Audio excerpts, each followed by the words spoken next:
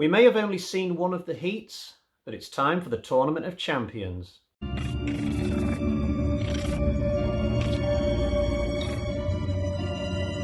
Hi guys, so I saw the original Escape Room 2.5 years ago in the cinema. I'd not even seen a trailer before I watched it. It was one of those occasions where you just want to get out of the house and go to the cinema to see something, anything.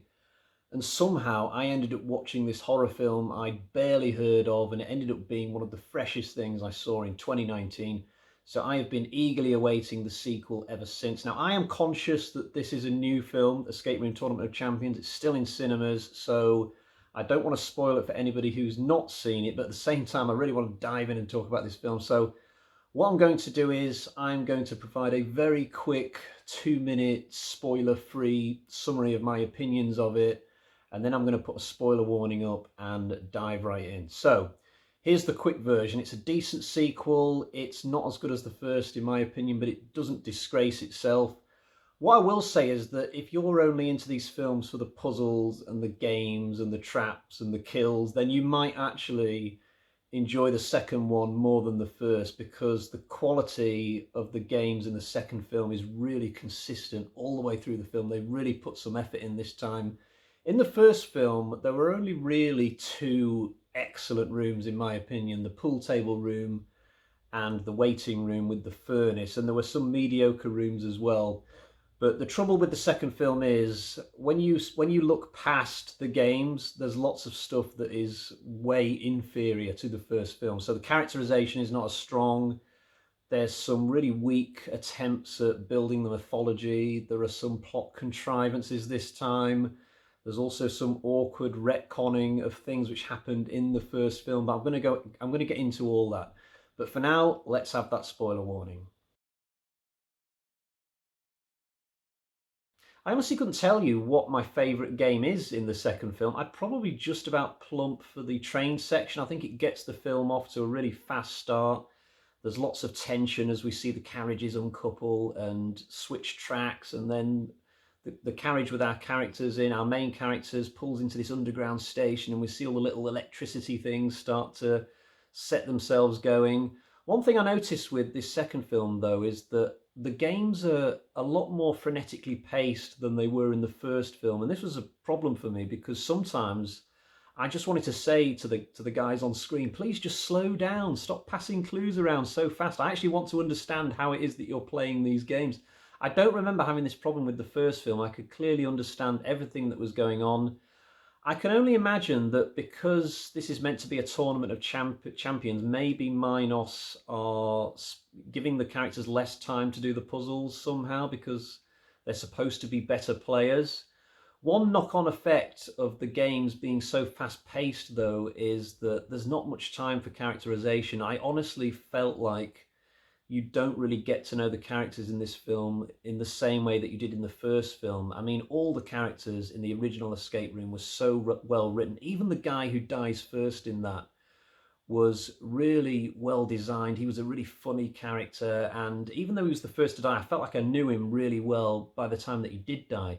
But in the second film, none of the characters make an impact, really. I mean, there's a priest. You don't find out much about him. There's a girl who can't feel pain, but that's all you learn about her. And the other two, I couldn't tell you anything about them. So I just feel like, given that this was a tournament of champions, they should have been more impressive. And they're not very good players in the game. I mean, the priest is useless. The guy on the train just has a panic attack and starts wanting his wife. And I thought to myself, how did these people even win their heats? They're not very good. The girl who can't feel pain, I don't think they really integrated that characteristic of hers into the film in any way.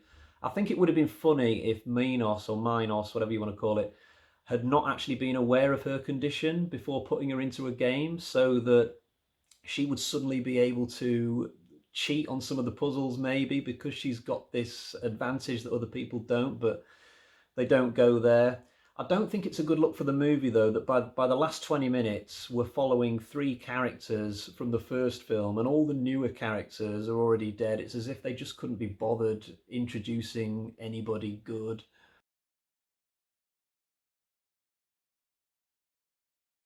I've got to talk about the elephant in the room, which is the resurrection of Amanda. I don't understand why they did this. This is the absolute worst thing about Escape Room Tournament of Champions. And actually, her coming back just sort of ruins the best scene about the first film, because I loved that pool table room. I mean, I watched the original Escape Room again just a couple of nights before I went to the cinema the other night, and it made me realize once more just what an amazing sequence that was. I mean, it was 10 minutes of pure tension. You had the music going, you had this amazing aesthetic of the room, and then a dramatic death at the end. And now I think to myself, was there actually any danger in that room?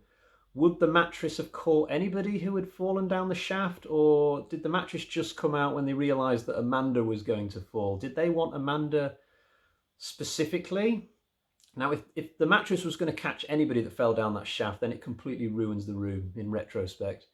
If it was just going to catch Amanda because they specifically wanted her, then I've got to ask why, because she didn't really come across as the sort of person who would be a natural games designer. There are two characters in that first film who would be much more a game designer than Amanda. The first of those would be Danny. I mean, he was an escape room expert. He'd been in 93 games. And it would have been easier to retcon his death anyway, because I always thought it was strange how he suddenly died in the ice room. I mean, it was a really random occurrence that the ice would give way beneath him at that exact moment. You could explain that away by saying, okay, the Minos hierarchy have watched him talked to the others about his expertise for an hour or so and thought to themselves, God, we could really do with this kid to help us design our games. Let's just pull him out of the game any way that we can. Just make the ice go out from underneath him. We'll try and pass it off as a random death. That could actually work. I can't remember how closely the others get to look at his body through the ice, so I'm not entirely sure, but certainly he would have been a better game designer than Amanda. And then you've got the character of Jason, who was the bad guy in the first film. Now, he would have been a better game designer as well. And you could have explained away his death just by saying, well, he was given a paralytic drug in the twirly room rather than a killer drug. But he had a lot of smarts. He was very academically capable. He had a high-powered job. And you wouldn't have even needed to have blackmailed him to get him to work for Minos. Just double the salary for him that he had with his past job, and Bob's your uncle. He'd be right there with you, on your side. So I just don't get why it had to be Amanda. The only thing I can think of is that Sony or whatever just thought that Deborah Ann Wall was a more glamorous actress than anybody else they could have brought back.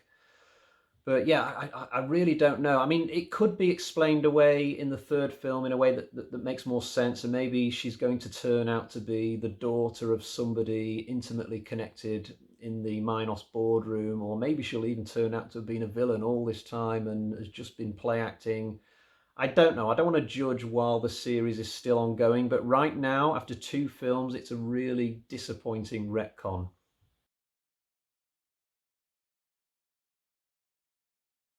I've also got to ask the question, how did Minos manage to get all the games players into that train carriage without making them suspicious? And the way that they get Zoe and Ben to the train carriage is ridiculous. You know, having this vagrant steal Zoe's necklace, and then there's this unlikely chase where the vagrant is always just 1 yard ahead, and they go through all these crowded people at the train station.